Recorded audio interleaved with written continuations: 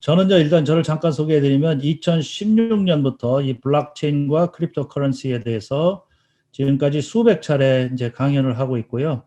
제가 아마도 제일 먼저 4차 산업혁명과 이 블록체인에 대한 강의를 시작한 사람 중에 하나일 겁니다. 2016년, 2017년은 4차 산업혁명에 대한 말이 거의 나오기도 전에 일반 사람들이 전혀 모르고 있을 때 제가 이제 그 강의하는 장면입니다. 저는 컴퓨터 사이언스 출신이고요. 그리고 IT 선교사로서, 그러니까 이제 인포메이션 테크놀로지 이런 그 컴퓨터와 관련된 선교사로서 지금 18년째 사역하고 있고요. IT 업계에 35년 이상 종사하다가 제가 IT 엔지니어와 클라우드 아키텍트라는 직종에서 이제 종사하다가 작년이 아니라 금년 3월 30일, 그러니까 약 한 달 좀 넘었죠. 현재로 제가 퇴직을 했습니다. 은퇴를 했습니다. 그래서 지금은 4차 산업혁명과 블록체인의 이벤젤리스트로 이것에 대해서 강의를 하고 있고요. 어떻게 4차 산업혁명과 블록체인과 이 크립토커런시가 연관이 되고 더 나아가서는 기독교인들이 어떻게 대응을 해야 되느냐 하는 점을 짚어서 얘기를 합니다. 저는 세마포라는 그 단체를 창립을 했고요. 세상을 마주하는 포럼이라고 해서 세상을 마주하는 포럼, 그래서 세마포, 이게 성경적으로도 의미가 있죠. 그래서 세상을 알아야 된다. 특히 선교하시는 분들도 선교지의 청년들이나 선교지의 젊은 사람들의 관심사를 알아야 됩니다. 그래서 이런 그 교육과 이제 리서치하는 그런 단체입니다. 지금 여기 LA에서도 지금 계속적으로 강의를 하고 있고요. 지금 고정적으로 듣고 있는 사람만도 50명이 넘습니다.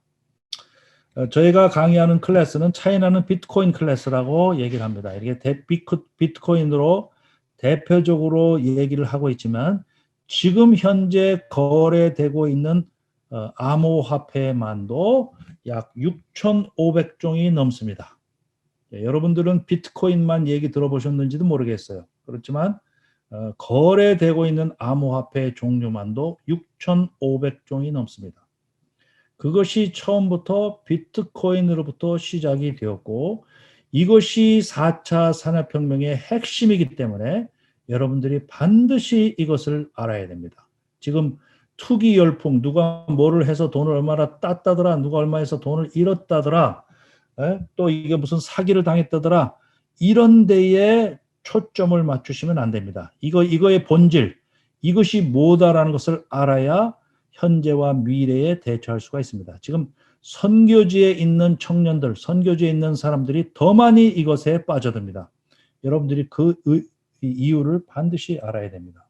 그래서 오늘 3회에 걸쳐서 제가 첫 번째의 강의는 비트코인과 암호화폐, 블록체인이라는 것이 무엇인지 그 개념 설명을 해드릴 것이고, 두 번째는 이 블록체인이 실질적으로 어디에 사용될 수 있는지를 짚어드릴 것이고, 그 다음에는 성경적으로 어떤 의미가 있는지를 제가 짚어드리게 될 것입니다.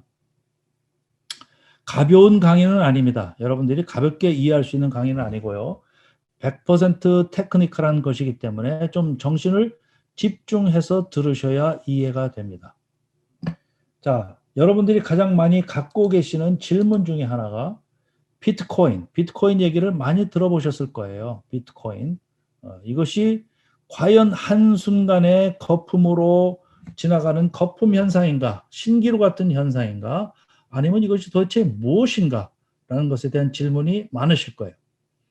한마디로 말씀드리면 거품 신기루이긴커녕 앞으로 우리의 경제와 금융, 화폐를 다 송두리째 바꿔놓은 미래의 신기술 중에 신기술이라는 사실을 아셔야 됩니다. 또 왜 신문지상에 이렇게 부정적인 뉴스가 자꾸 나오는가? 바로 이것이 돈벌이가 되기 때문에 엄청난 여기에 이권이 들어가 있고 투자로서, 투기로서 돈벌이가 되기 때문에 엄청난 사기꾼들도 몰려들고 그야말로 장에 끼어드는 그런 구더기들이 많기 때문에 엄청나게 부작용이 일어나고 있기 때문에 그렇습니다. 그렇지만 장에 구더기가 생겼다고 해서 장을 통째로 버리면 안 되고 장을 못 알아보면 안 되듯이 여기에 많은 투기꾼들이 몰려 있다고 해서 이 블록체인과 암호화폐의 본질을 간과하시면 절대 안 됩니다. 자, 비트코인은 무엇이고 블록체인은 무엇인가? 여러분들이 지금 어떤 분이 가상화폐라고 얘기를 하셨어요. 정확하게 얘기하면 가상화폐는 잘못된 용어입니다. 지금 신문지상이나 잘 모르는 사람들이 이 가상화폐라는 용어를 쓰고 있지만 그 용어 자체가 잘못되어 있습니다. 이거 가상적인 화폐가 아닙니다. 가상적인 화폐가 아니고 실질적인 화폐입니다. 실질적인 화폐.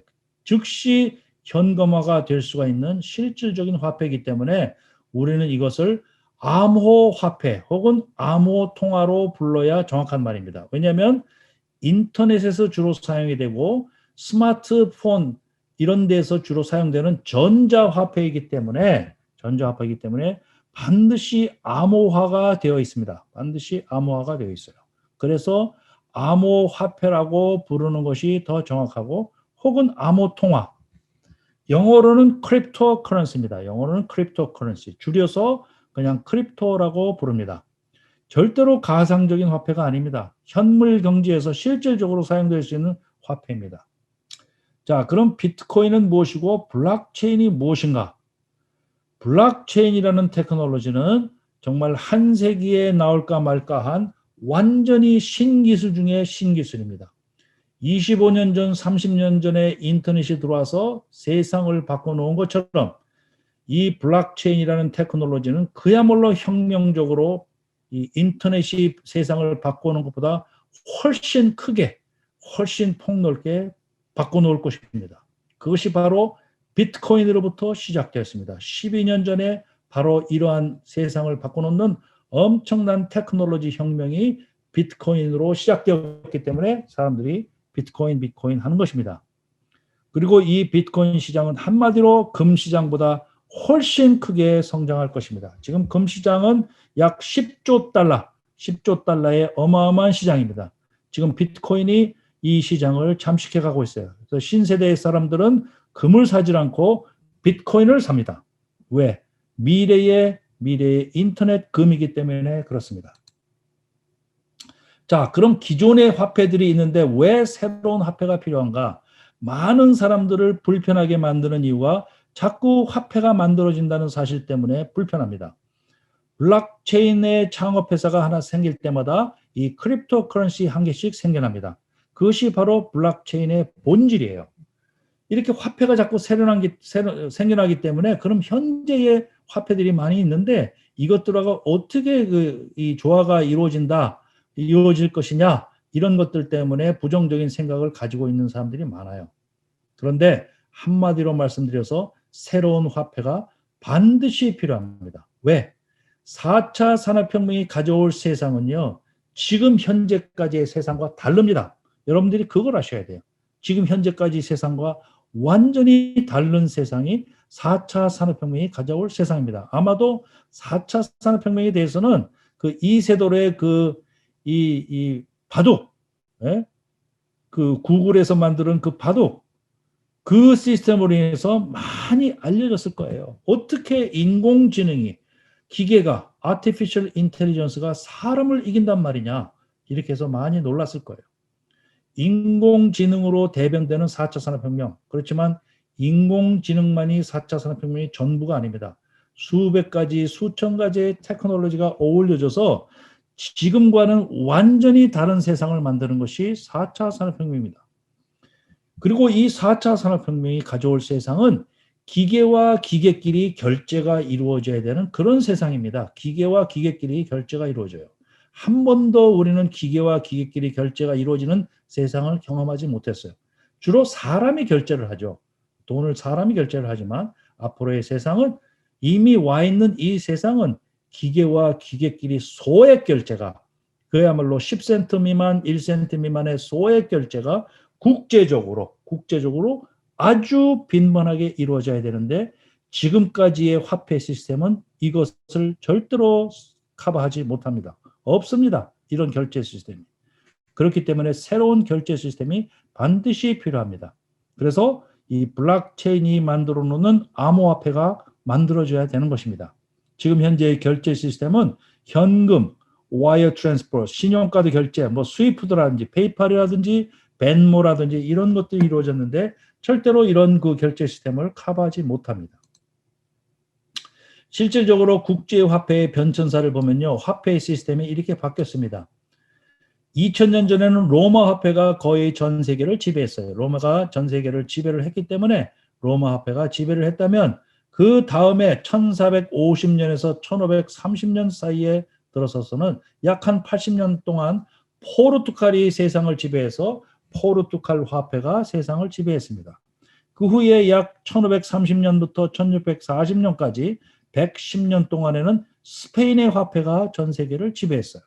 그 후에 네덜란드, 그 후에 프랑스, 그 후에 영국, 그 다음에 미국은 2차 세계대전 전후로 해서 약 한 104년 동안 지금까지 세계의 그 결제 시스템, 세계의 화폐를 지배하고 있습니다.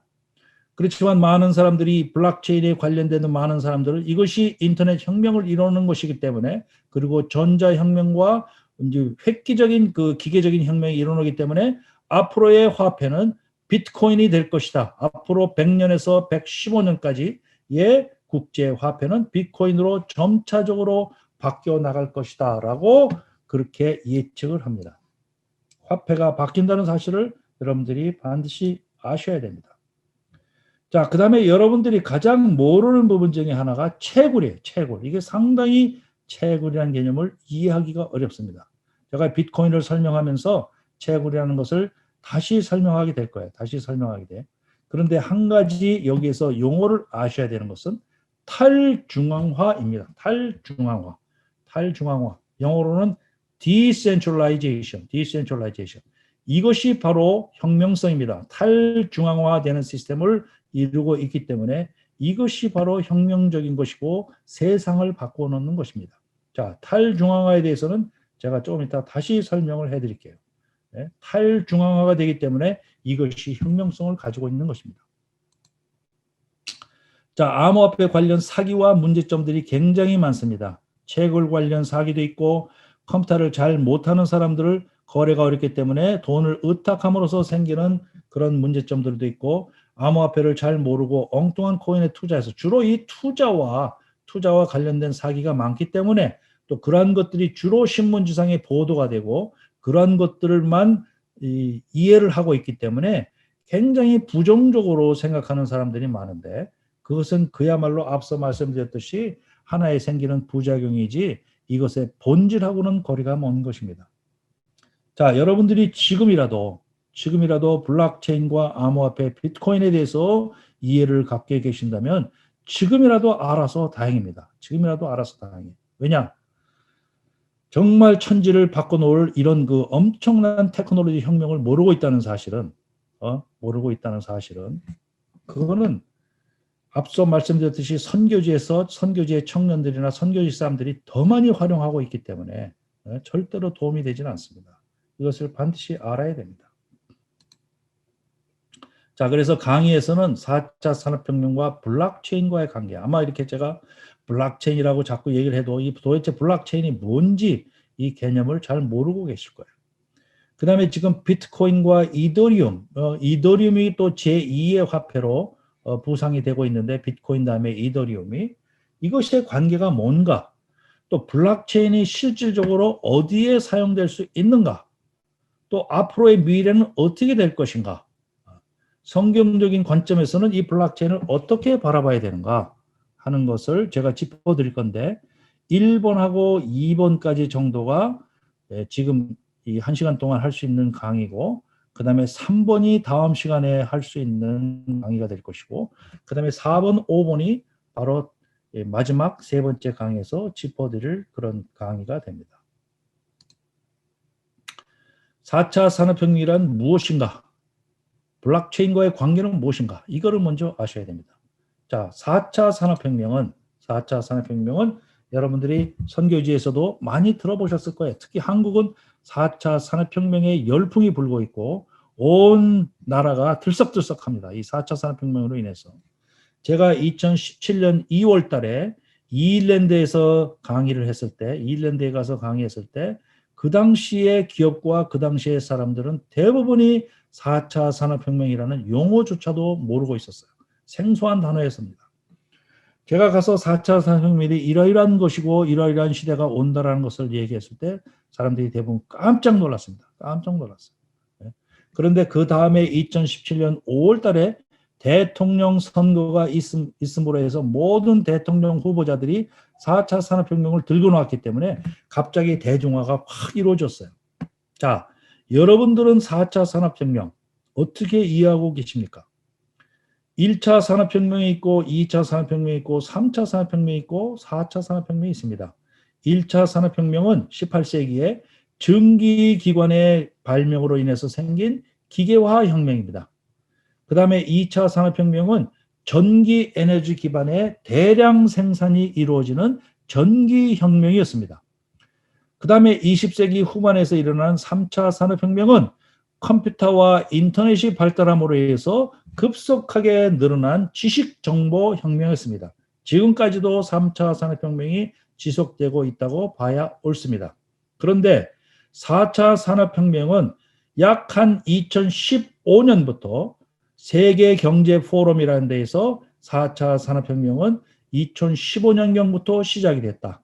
이 4차 산업혁명으로 인해서 앞으로 2000년 동안 우리가 맛보지 못했던 엄청난 변화를 앞으로 10년, 20년, 30년, 40년 안에 엄청난 변화를 맛보게 될 것이다라고 그렇게 정의를 했습니다. 왜냐? 4차 산업혁명은 바로 인공지능이라는 어마어마한 테크놀로지가 도사리고 있기 때문에 그렇습니다.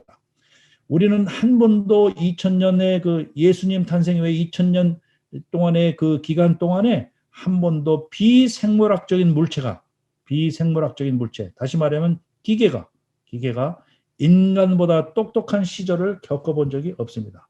지금 인공지능은 인간이 도저히 따라갈 수 없을 정도로 엄청나게 똑똑합니다. 엄청나게 똑똑해요. 그 인공지능과 정보의 엄청난 데이터, 그걸 빅데이터라고 얘기를 해요. 빅데이터를 분석함으로써 생기는 그 엄청난 테크놀로지, 이러한 것들이 4차 산업혁명을 확 바꿔놓을 것인데, 이 4차 산업혁명에서 주는 이런 테크놀로지는 머신러닝이라는 것이 있고, 머신러닝 수백 개 종류가 있습니다. 머신러닝이라는 게 있고, 그 다음에 이런 이 autonomous vehicle, 지금 자율주행 자동차가 머지않아 여기 LA 땅과 서울 땅과 이 선교지의 땅 도로를 해지게 되는 날을 몇 년 안에 보게 될 것입니다. 이 자율주행차는 그야말로 사람이 없이 굴러다니는 자동차입니다. 에너지에게도 혁명이 있고, 그 다음에 이 인간 테크놀로지, 바디 테크놀로지에도 혁명이 들어가 있고, 그 다음에 버추얼 리얼리티, 가상현실, 증강현실이라는 것을 통해 가지고 이 엄청난 새로운 세상이 열리고, 이 드론이 주는 또 새로운 세상이 있고, 이 나노 테크놀로지, 그 다음에 바이오메트릭이라는 거, DNA 합성을 통해서 이루어지는 이런 인간 복제 기술 같은 거, 이 DNA 합성 기술 같은 거, 모든 것들이 어우러져서 그야말로 어디로 튈 줄 모르는 그런 그 테크놀로지 세상이 바로 4차 산업혁명입니다. 그런데 블록체인은 요 밑에서 보시는 것과 같이 이런 어마어마한 테크놀로지의 밑받침이 되는 그런 플랫폼이라고, 좀 어려운 말로 플랫폼이라는 말을 씁니다. 플랫폼이 되는, 그야말로 컨테이너, 이런 테크놀로지를 담아놓는 그릇, 그것이 바로 블록체인입니다. 그래서 이 엄청난 4차 산업혁명의 테크놀로지 중에서 세 개의 그런 리딩 테크놀로지를 꼽으라고 한다면, 첫 번째가 인공지능, 두 번째가 사물인터넷, 세 번째가 바로 블록체인이 됩니다. 4차 산업혁명의 특성은 초연결사회입니다. 초연결사회. 여태까지는 컴퓨터만 연결됐습니다. 컴퓨터만 연결된 네트워크를 보고 인터넷이라고 부르죠. 그렇지만 앞으로는 모든 디바이스, 모든 물체, 전기 디바이스, 가정에 있는 모든 전자제품, 전기제품이라든지, 공장에 있는 전기제품이라든지, 병원에 있는 전자제품이라든지, 어디에 있든 간에 이런 모든 물체가 연결되는 초연결 사회를 보시게 될 것입니다. 그리고 또 하나는 초지능 사회입니다. 제가 말씀드렸듯이 인류 최초로 비생물체가 인간보다 똑똑한 시대를 우리는 맞이하고 있습니다. 초지능사입니다. 지금 육법점서 법률을 갖다가 인공지능은 전부 다 익히는데 15분이 걸리지 않습니다. 예? 그 다음에 이 의사가 읽는 그런 그 의학 정보 같은 거, 어마어마한 의학 정보 같은 것을 전부 익혀내는데 15분이 걸리지 않습니다. 매년 이 의학 저널에 실리는 그런 수백 종류의 그런 새로운 그 과학, 새로운 의학 정보 같은 것들을 인공지능은 아무런 문제 없이 다 익혀낼 수가 있습니다. 법률 정보도 마찬가지고, 세금 정보도 마찬가지고. 인간은 도저히 이제 인공지능을 따라갈 수가 없습니다. 인간이 인공지능을 도와가면서 살아야 됩니다. 기계가 인간을 돕는 게 아니라 인간이 기계를 도와야 되는 그런 세상입니다.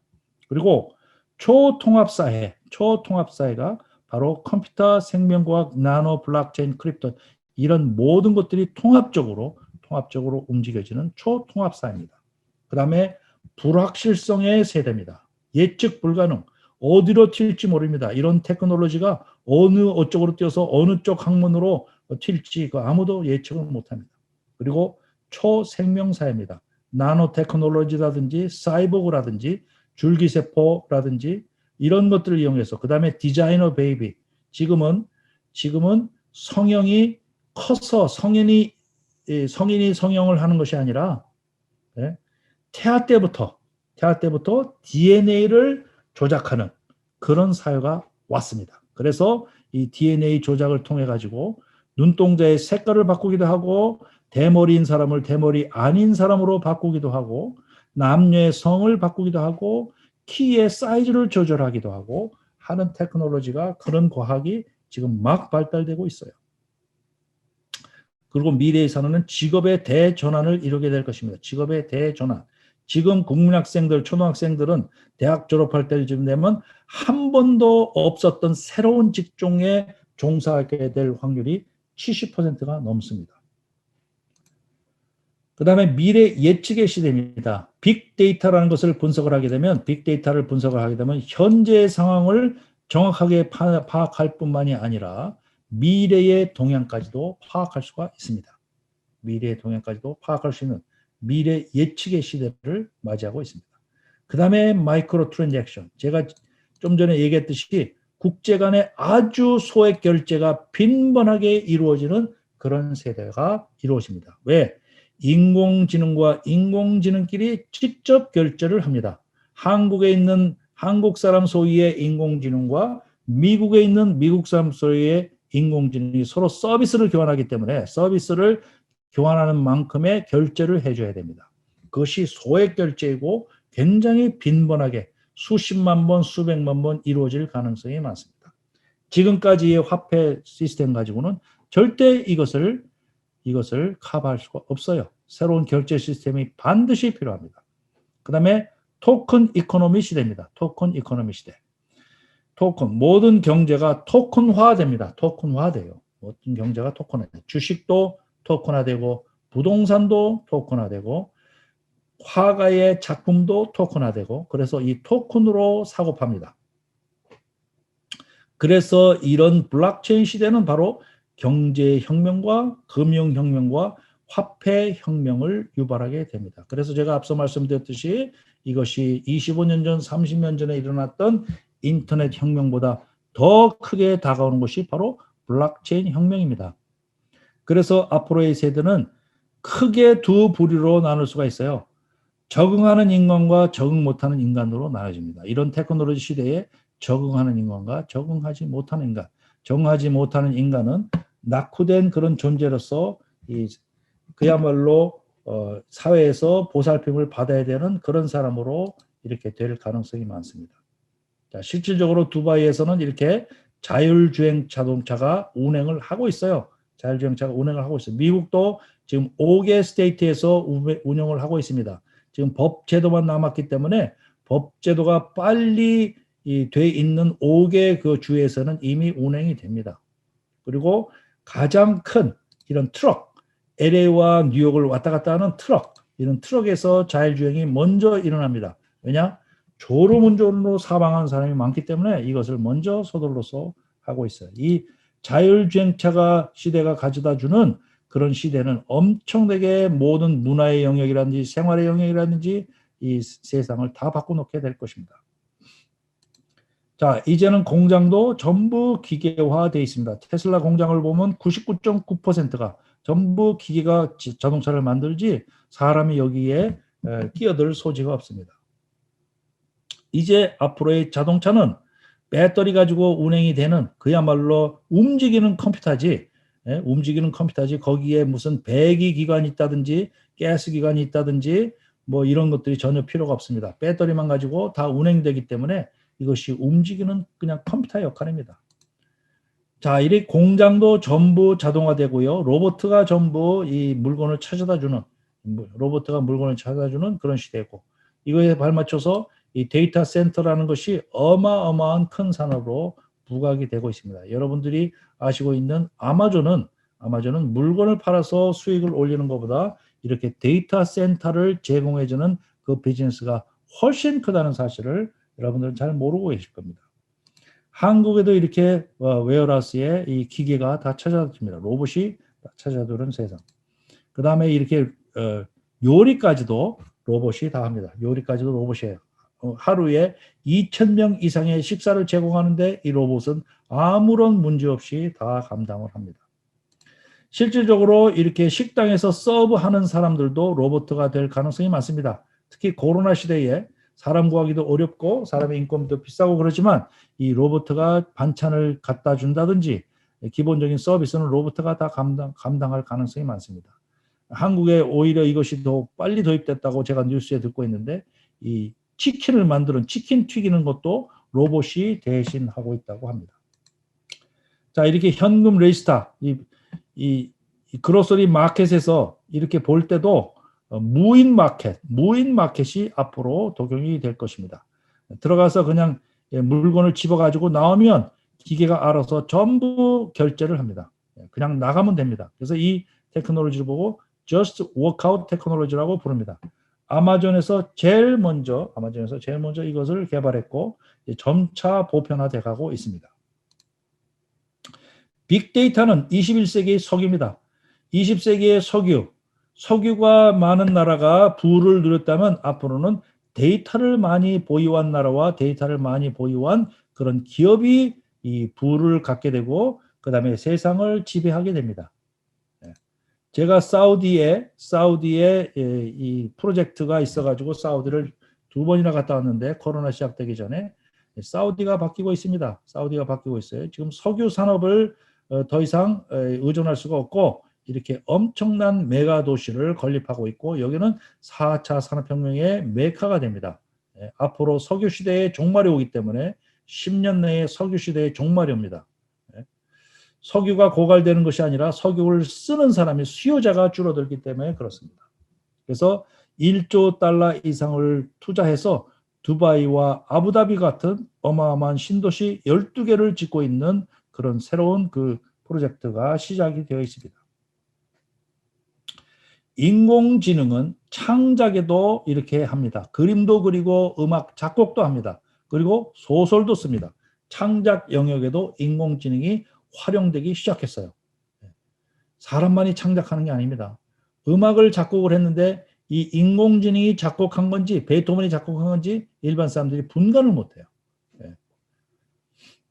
그리고 이런 이 렘브란트의 그림을 인공지능이 아주 흡사하게 그려냅니다.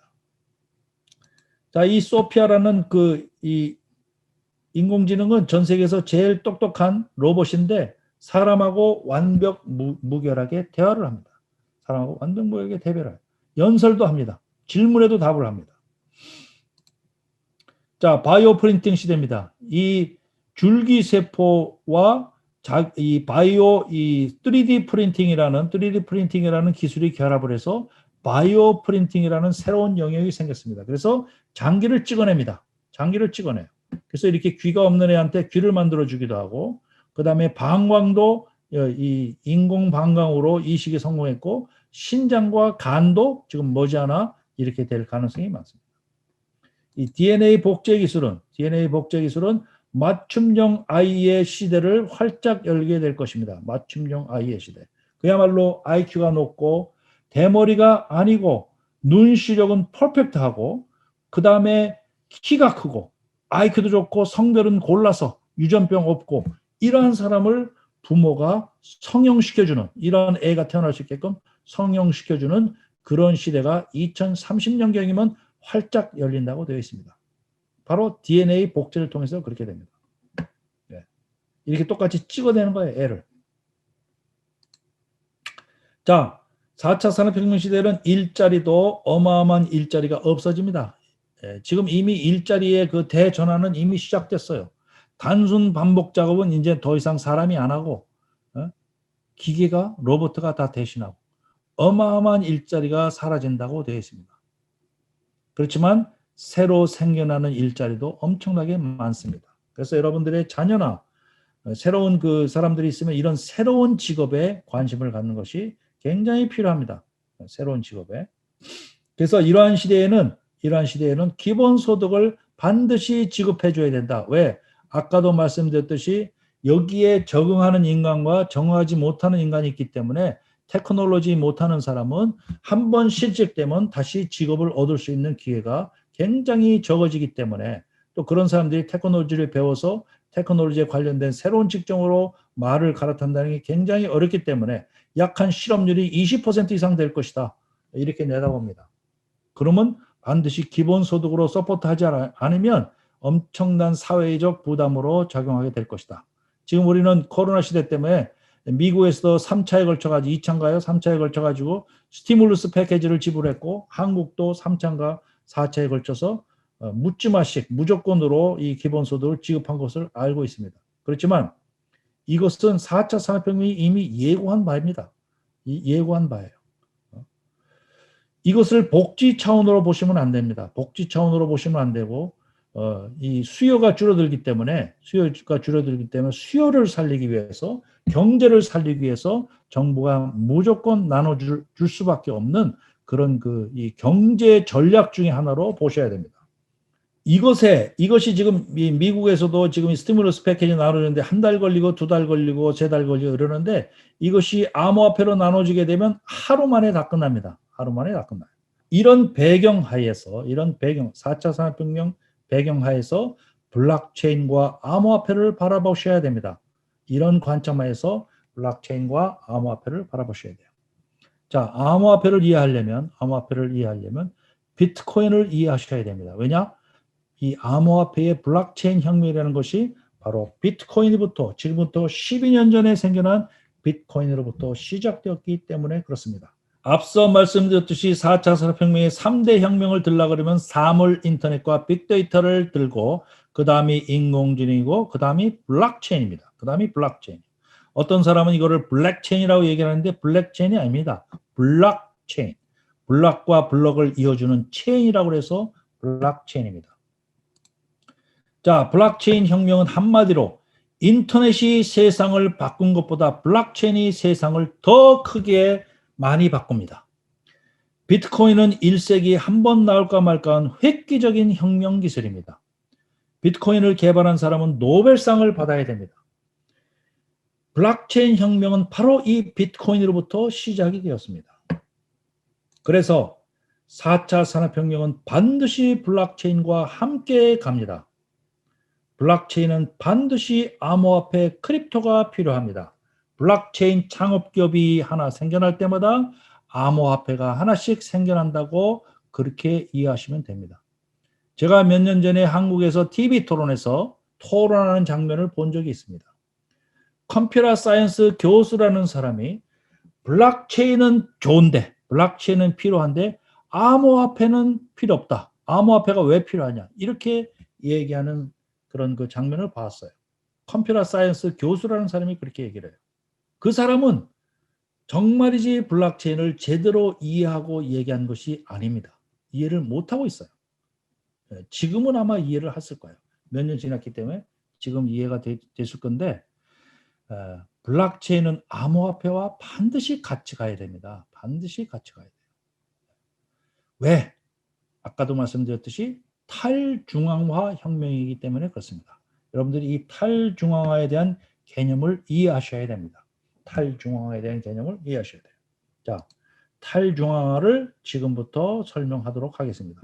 4차 산업혁명의 테크놀로지와 블록체인, 아까도 말씀드렸듯이 4차 산업혁명에 수많은 테크놀로지가 있습니다. 수많은 테크놀로지가 있는데 이것을 담는 그릇이, 이것을 실질적으로 구현해내는 플랫폼이 바로 블록체인입니다.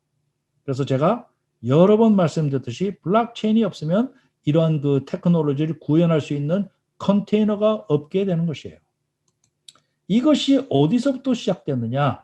어디서부터 시작됐냐? 바로 비트코인으로부터 시작되었어요. 자, 비트코인이라는 것은 비트라는 말과 코인이라는 맛의 합성어입니다. 비트라는 것은 컴퓨터 용어에서는, 컴퓨터 랭귀지에서는 제로 아니면 원, 기계는 제로 아니면 원밖에는 알아먹지를 못합니다. 영어의 ABC라든가 숫자의 1, 2, 3, 4를 알아볼 수가 없어요. 바로 전부 0과 1의 조합입니다. 0과 1의 조합이에요. 그래서 00000 이름은 1이고 01001000 이렇게 되면은 그것은 A를 나타내는 것이고, 이런 식으로 전부 0과 1의 조합으로 되어 있어요. 그것을 보고 비트라고 부릅니다. 그것을 보고 비트라고 불러요. 자, 그런 컴퓨터의 용어와 코인, 일반 사회에서 쓰는 코인이 조합해서 비트코인 이렇게 부르는 겁니다. 처음에 이 비트코인을 만든 사람이, 누가 비트코인을 만들었냐? 바로 사토시 나카모토라는 가명을 쓴 사람이 만들었어요. 사토시 나카모토라는 가명입니다. 이 사람이 2008년 10월 달에 인터넷 매거진에 비트코인, 제목이 이렇습니다. 비트코인 A Peer-to-Peer Electronic Cash System이라는 이름으로 이 논문을 발표했어요. 사토시 나카모토라는 사람이. 논문이 이렇게 생겼습니다. 약 9페이지짜리 논문입니다. 9페이지짜리 논문인데 논문의 제목이 A Peer-to-Peer Electronic Cash System입니다. 그러면서 이 9페이지짜리를 이렇게 인터넷에다가 발표를 했어요. 컴퓨터 사이언스의 네노라는 사람이 이것을 보고 그야말로 경악을 금치 못했습니다. 경악을 금치 못했어요. 왜? 자, 이거 보세요. 일렉트로닉 캐시 시스템. 캐시 시스템이라는 것은 결제 시스템이에요. 결제 시스템, 캐시 시스템. 결제 시스템 우리 익히 다 알고 있죠. 그리고 여기다가 또 일렉트로닉 캐시 시스템이라고 했어요. 일렉트로닉 캐시. 그러면 전자 결제 시스템입니다. 새로울 게 없습니다. 전자 결제 시스템은 새로울 게 없어요. 우리가 크레딧 카드 쓰는 것도 전자 결제 시스템이고, 은행과 은행끼리 송금을 하는 것도 전자 결제 시스템이에요. 여기까지는 새로운 게 없습니다. 그런데 이 앞에 뭐가 붙었냐면 peer-to-peer라는 말이 붙었어요. peer-to-peer라는 말이 붙었어요. 바로 이것은 양자간에, peer-to-peer라는 것은 컴퓨터 용어에서 쓰는 양자간에 객체와 객체끼리 직접적으로 중간에 어떤 매개체도 끼질 않고 직접적으로 결제를 할 수 있다는 거예요. 전자 결제를 사람과 사람끼리, 물체와 물체끼리 직접 결제할 수 있다는 얘기입니다. 이것은 한 번도 인류 역사상 이런 적이 없습니다. 왜? 전자 결제를 하려면 반드시 은행과 금융기관이 중간에 끼어져야 됩니다. 그렇죠? 지난 100년 동안에 150년 동안의 이 결제 시스템을 보면 은행이라는 존재가 반드시 중간에 낍니다. 그래서 은행에서 그 트랜잭션이 잘 됐는지 잘못됐는지 확인해주고, 잘못됐으면 이거 잘못됐다고 교정해주고 하는 그런 중간 역할을 하고 있었어요. 지금 인터넷에서 인터넷 그 송금 시스템이 나왔는데 이 인터넷 회사가 그 역할을 대신해 주는 겁니다. 중간에 대신해 주는 사람이 반드시 있어야 됩니다. 그걸 보고 중앙 시스템이라고 그래요. 중앙에서 누가 통제하고 간섭해주고 컨트롤하는 그런 역할을 해줘야 됩니다. 그런데 그런 것이 필요 없다는 거예요. 그런 것이 필요 없이 내가 직접 한국에 있는 사람한테 직접 돈을 보내고, 또 내가 직접 아프리카에 있는 사람한테도 직접 보내고, 아프리카에 있는 사람도 여기 남미에 있는 사람한테 직접 보내고, 직접 보내는 게 가능하다는 거예요.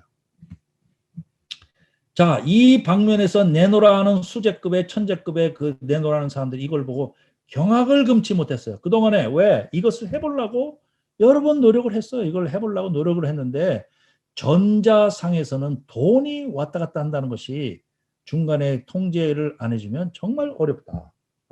왜? 전자로 왔다 갔다 하는 건 전부 카피가 왔다 갔다 하는 거기 때문에 그래요. 카피가. 네? 여러분들 이메일을 써보셔서 알지만 이메일은 카피잖아요. 그러니 한 사람이 10사람한테 이메일을 동시에 보낼 수도 있고 100사람한테 보낼 수도 있고 동시에 보낼 수가 있는 거예요. 카피가 왔다 갔다 하기 때문에. 그런데 돈이 카피입니까? 돈이 카피가 왔다 갔다 하면 어떻게 되는 겁니까? 돈은 이 카피를 적용할 수가 없어요. 그런데 돈도 가능하다고 이 사람이 얘기한 겁니다. 그래서 이 9페이지짜리 논문을 읽어본 사람들은 그야말로 경악을 금치 못했어요. 길지도 않아요. 저는 이걸 수백 번 읽어봤습니다. 길지도 않아요. 어떻게 이게 가능하다는 건가? 어떻게? 예? 그런데 이게 가능해요.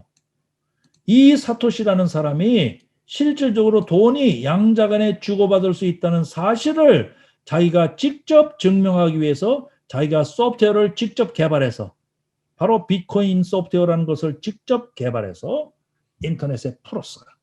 그것이 2009년 1월 달 얘기입니다. 이 2008년, 2009년은 그야말로 미국의 금융 시스템이 마비가 되어 있는 그런 상황이었습니다. 예? 미국의 달러가 맥을 못 추고 금융기관들이 망하고 주식이 폭락하고 이 금융 시스템에 대위기가 왔던 그런 해입니다. 그런 해에 비트코인 소프트웨어가 나왔다는 사실은 이건 엄청나게 시사하는 바가 큽니다. 왜? 앞으로는 그런 거를 겪지 않겠다는 거예요. 비트코인으로 인해서. 이 비트코인이 2009년 1월 달에 소프트웨어가 인터넷에 풀어지면서 사람들이 이렇게 저렇게 이게 진짜 작동하는지를 실험을 합니다. 정말 비트코인을 여기다가 저기다가 보내보는 거예요. A라는 사람이 B라는 사람한테 보내보고 또 B라는 사람이 C라는 사람한테 보내보고. 예? 보낼 때 이것은 한 개, 두 개 단위로 보내는 게 아닙니다. 비트코인은 소수점 이하로 나눠집니다. 0.01개를 보낼 수도 있고 0.0005개를 보낼 수도 있고 소수점 이하로 나눠집니다. 그런데 이것을 보내보니까 기가 막히게 잘 돌아가는 거예요. 기가 막히게 잘 돌아가는 거예요. 그래서 전 세계 사람들이 정말 컴퓨터 사이언스와 그냥 금융 시스템에 있는 사람도 마찬가지고 이게 도대체 뭐라는 것이냐 관심을 갖기 시작했어요. 관심을 갖고 이것을 연구하기 시작했습니다. 연구하기 시작했어요. 비트코인은 지금까지 12년 동안 2009년에서 지금 2021년 12년 동안 단 한 치의 오차도 없이 단 한 치의 오차도 없이 단 한 차례 해킹당한 것도 없이 한 치의 오차도 없이 이 돈의 결제 역할을 그야말로 피어투피어 일렉트로닉 캐시 시스템의 역할을 아주 100% 감당하고 있습니다. 지금까지도 한 치의 오차가 없어요. 그렇기 때문에 사람들이 비트코인을 리스펙트하는 겁니다. 비트코인을 엄청나게 이 비트코인의 매니아가 생겨나는 것이고 이 비트코인을 그야말로 존중하는 것입니다.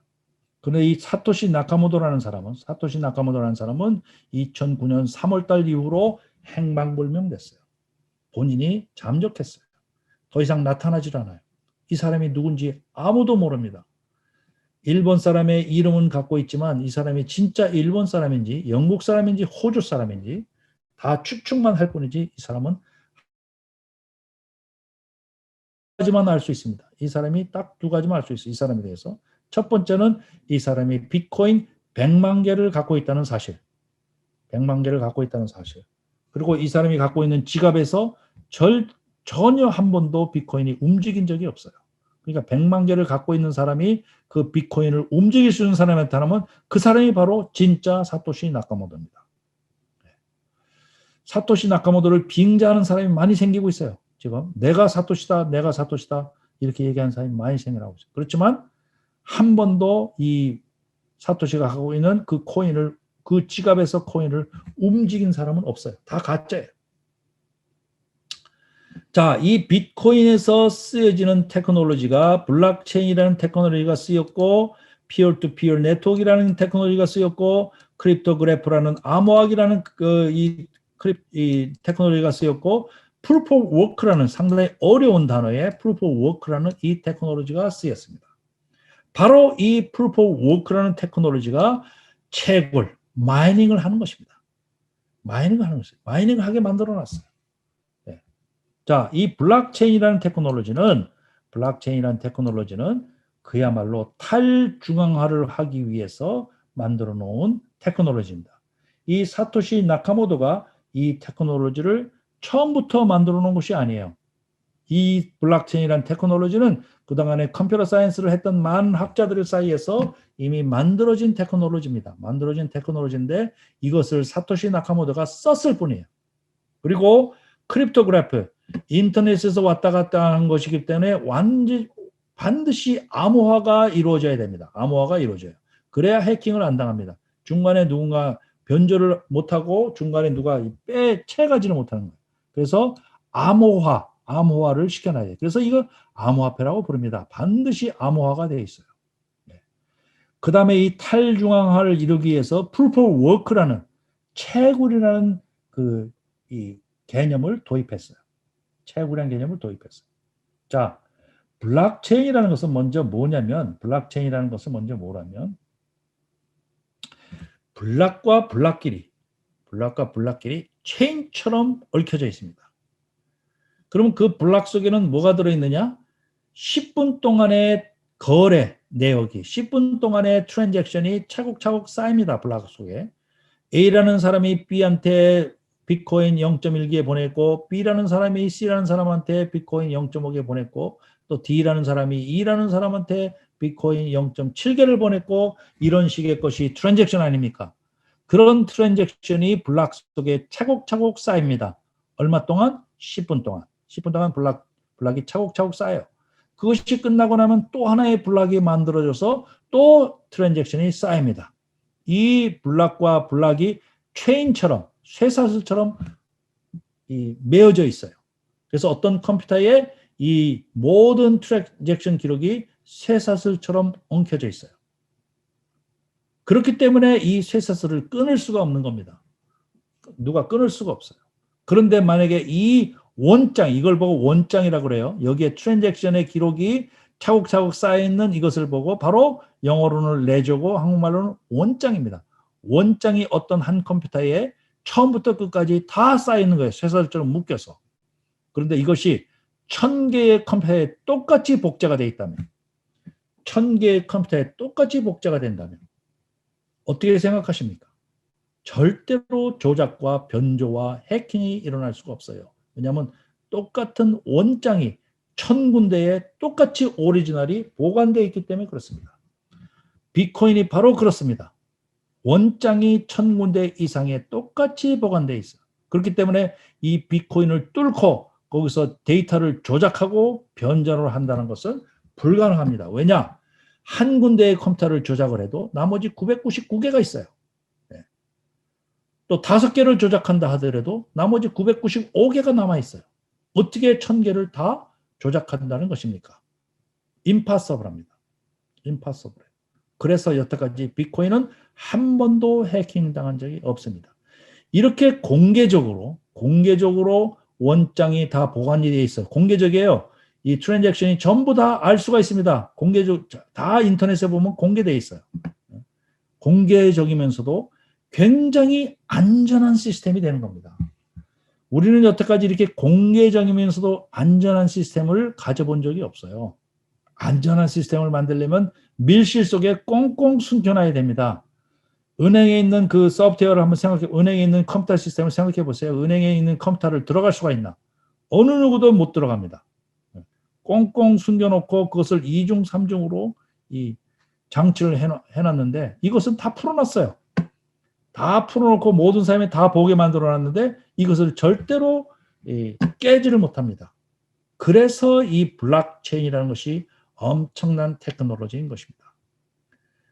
자, 이 비트코인을 본 사람들이 비트코인의 소프트웨어를 이 컴퓨터 업계는요, 여러분들이 잘 이해를 하시죠. 저는 컴퓨터 업계에 지금 40년을 동안을 있습니다. 전 세계에 정말 내노라는 수제급, 천재급인 사람들이 수두룩하게 있어요. 수두룩하게 있어요. 페이스북을 만든 창업자라든지 구글을 만든 창업자를 비롯해서 이 기라성 같은 그런 이 테크놀로지 천재 수제들이 다 포진하고 있는 것이 이 컴퓨터 업계입니다. 사토시 나카모토가 이 논문을 발표하고 이 비트코인 소프트웨어를 발표한 이후에 그런 천재 같은 수제 같은 사람들이 바로 이거다. 바로 이거네. 이 사람이 이걸 풀었다. 이 블록체인을 가지고 우리가 이렇게 응용하면 이렇게 사용할 수 있고, 이렇게 응용하면 이런 정도로 사용할 수 있고, 이 사람들이 본물이 터지기 시작했습니다. 본물이 터지기 시작했어요. 네? 제일 첫 번째 본물이 나온 것이 바로 이더리움이라는 것이 등장한 것입니다. 2015년에 이 비텔릭 부테린이라는 19살밖에 안 먹은 러시아계 캐나다인이 이더리움이라는 것을 발표합니다. 이더리움이라는 것을 만들었어요. 비트코인 나온 지 근 한 5년, 6년 만에 이더리움을 만들어냈어요. 이더리움이라는 것은 비트코인의 힌트를 얻은 그런 수제급, 천재급 애들이 비트코인보다 훨씬 뛰어나고 더 많은 기능을 가지고 이렇게 역할을 할 수 있게끔 만들어 놓은 것이 이더리움입니다. 이 이더리움 때문에 지금 금융혁명이 일어나고 있어요. 금융혁명이 일어나고 있습니다.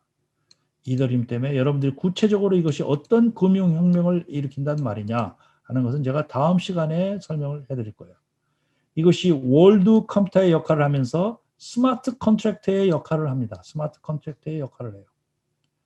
스마트 컨트랙트, 비즈니스 할 때 모든 비즈니스 컨트랙트 이런 것을 스마트 컨트랙트, 컴퓨터 알고리즘이 담당하는 것입니다. 컴퓨터 알고리즘이 담당해서 이를테면 집을 사고 팔고 하는데 여기 미국 같은 경우에 에스크로를 들어가야 돼요. 에스크로 들어가서 우리 집이 다 이게 괜찮은지 깨끗한지를 판단해 주는 그런 것을 에스크로 작업이라고 얘기하는데 에스크로 작업하려면 45일 걸리고 60일 걸리고 이렇게 됩니다. 만약에 이것을 컴퓨터 스마트 컨트랙이 담당하게 되면 이틀, 3일 만에 끝나게 되는 것입니다. 그것을 이더리움이 역할을 하게 되는 거예요.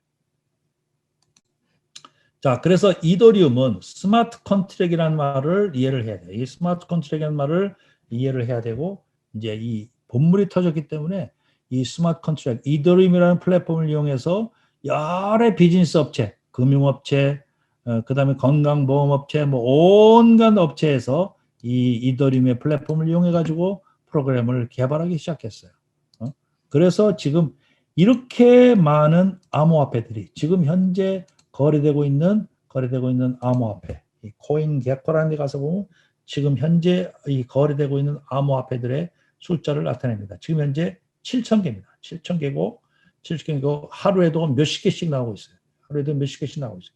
이 각각의 암호화폐들이 무슨 역할을 하는 것이냐? 다 각각의 기능들이 다 있습니다. 다 기능이 다 있고 정말 기가 막힌 기능들이 많습니다. 기가 막힌 기능들이 많고 이것이 전부 앞으로의 경제와 금융과 화폐를 다 바꿔놓을 그런 아주 이 고테크놀로지의 그런 암호화폐들입니다. 그렇게 효용도가 많기 때문에 가격도 뛰는 거예요. 그래서 여기에 잘 알고 투자하는 사람들은 상당히 수익을 올릴 수 있기도 합니다. 저 같은 전문가가 분석을 해주면 저는 이 코인 분석을 주로 하고 있습니다. 이 코인 분석, 이 코인이 어디에 사용되는 것이고 또 앞으로의 미래에 이런 기술들이 어떻게 사용될 수 있고 하는 것을 분석을 합니다. 그러면 답이 나옵니다. 답이 나와요.